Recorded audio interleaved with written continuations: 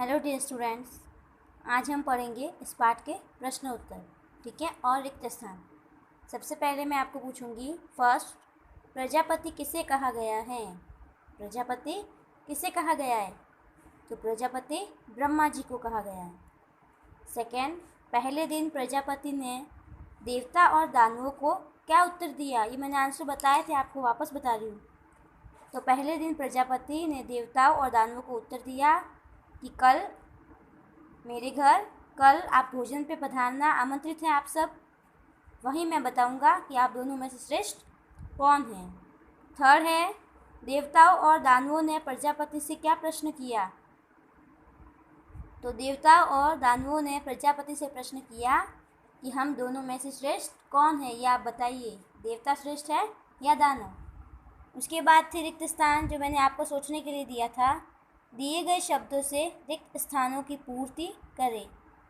यहाँ देखिए ऑप्शन दिया है, श्रेष्ठ, दूसरों, खुद, लपकते, परीक्षा। इसमें से ढूंढना है। तो क, भोजन के बाद बताऊंगा कि कौन बुद्धि में है। तो बुद्धि में क्या? श्रेष्ठ। तो यहाँ भरेंगे हम श्रेष्ठ, श्र, श्रे, श्रेष्ठ। सेकेंड, आ ही गए हैं तो देनी ही पड़ेगी। तो क्या देनी पड़ेगी? दूसरों देनी ही पड़ेगी, खुद देनी ही पड़ेगी, लपकते देनी ही पड़ेगी, या परीक्षा देनी ही पड़ेगी?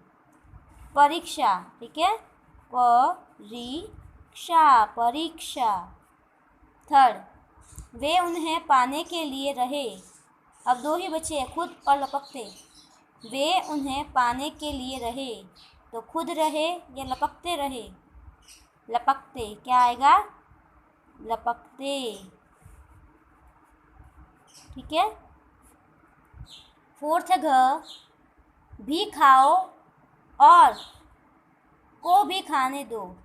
तो क्या क्या बचा है? खुद और दूसरों।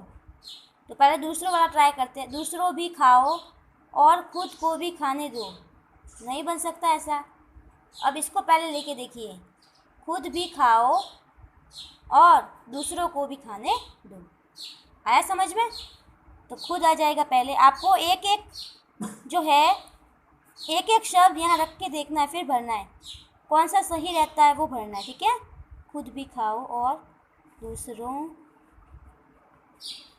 को भी खाने दो, ये बिंदु है, ठीक है, बहुवचन इसलिए। रिक्त स्थान समझ में आ गए? नीचे देखिए, दूसरा है, नीचे दिए गए वाक्य सही होने पर सही, गलत होने पर गलत का निशान लगाएं।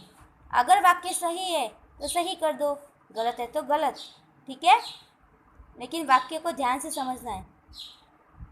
क है, देवताओं और दानवों में युद्ध होता रहता था।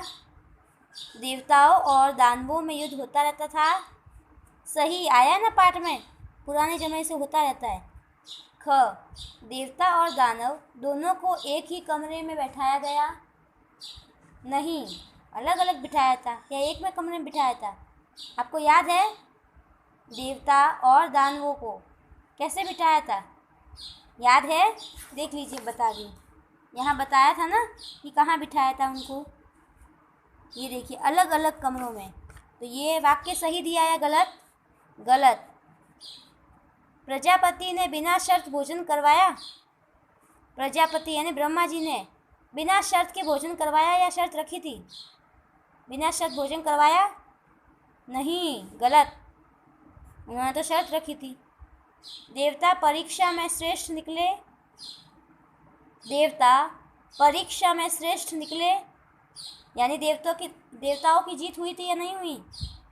हाँ, उन्होंने शर्त का पालन भी किया और खाना भी, भोजन भी पूरा किया। क्लियर? आज हमने क्या क्या पढ़ा? सोचे समझे के 3 प्रश्न, रिक्त स्थान और राइट रॉन्ग।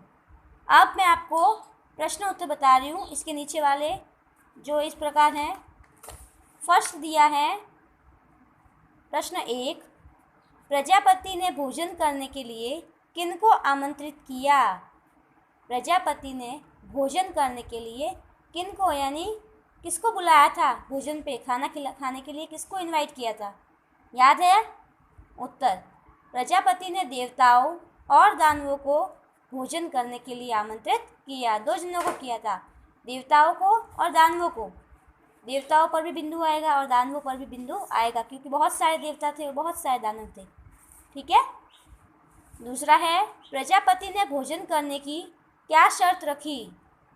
प्रजापति ने भोजन करने की क्या शर्त रखी थी? याद है?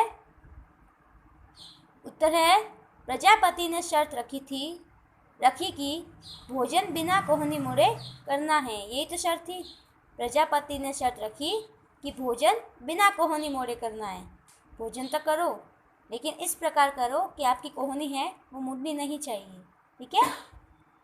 प्रश्न 3, देवताओं ने अपनी सूझबूझ कैसे दिखाई? यानी बुद्धिमत्ता कैसे दिखाई देवताओं ने? उत्तर, देवताओं ने आमने सामने बैठकर एक दूसरे के मुंह में लड्डू देकर भोजन किया। इस तरह से उन्होंने अपनी सूझबूझ दिखाई। समझ में आए? तीनों प्रश्न बहुत ज़्यादा इजी है, आपको याद भी होंगे। अब देखिए, आपको आज का यही होमवर्क है, फर्स्ट, सेकंड, थर्ड, ये तीनों प्रश्न उत्तर आज का आपका होमवर्क है। तो अच्छे से लिखना है। फिर लिखने के बाद स्केल से लाइन खींचनी है। अगर अच्छे से आए तो फाड़ना नहीं है पेज को। ठीक है। पार्ट 5, आप चाहे तो पार्ट का नाम भी लिख सकते हैं। फिर स्टार्ट करना है। केवल 3 प्रश्न। ठीक है। और तुरंत याद करना है। कल परसों के भरोसे नहीं रहना है कि बाद में करेंगे, होमवर्क तो लिख दिया बस हो गया, नहीं, तुरंत याद करना है। क्योंकि आपका पाठ पढ़ा हुआ होता है ना, तो आपके दिमाग में होता है वो पाठ, तो आपको प्रश्न तो जल्दी याद हो जाते हैं। अगर बाद में करोगे तो ये पाठ तो जा चुका होगा, इसलिए आपको देर लगेगी याद होने में। ठीक है। तीनों प्रश्न करने के बाद इसको 2 बार, कम से कम 2 बार पढ़ लेना। ठीक है। धन्यवाद।